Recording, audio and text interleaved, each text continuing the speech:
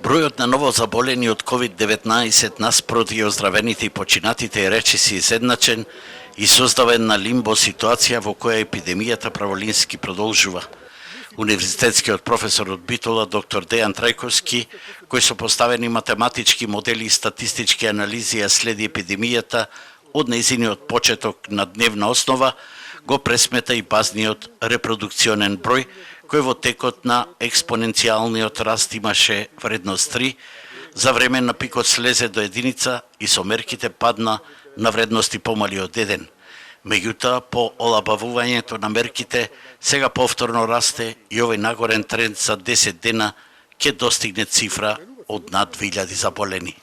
Заклучно со денешниот ден, ние гледаме дека брзината на заразување е константна со некои 20 нови случаи на ден. Значи нема ни експоненцијално зголемување, ни намалување.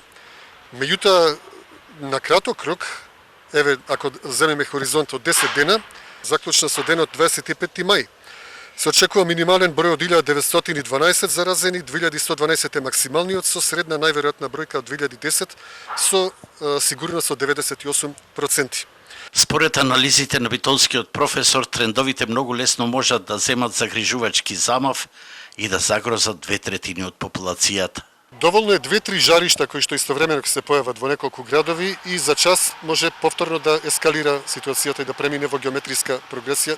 Дури и во најповолното сценарио, од денеска да започне намалувањето на бројот на заразени, нас ке ни треба најверојатно уште најмалку 2 месеци додека дојдеме до нивото на спорадично заразување.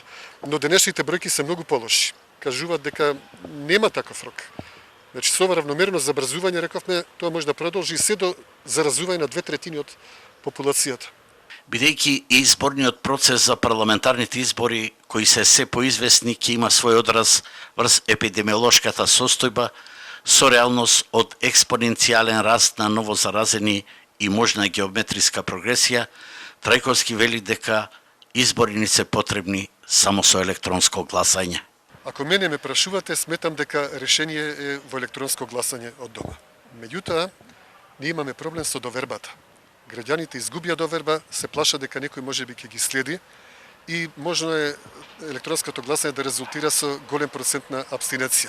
Бидејќи базниот репродукцијски број доловува екзактна емпирија околу експоненцијалните вредности на новозаболени и оздравени, мајските прогнози се неповолни, а битолскиот професор апелира за социјална дистанца и дисциплина за сопствена заштита на граѓаните.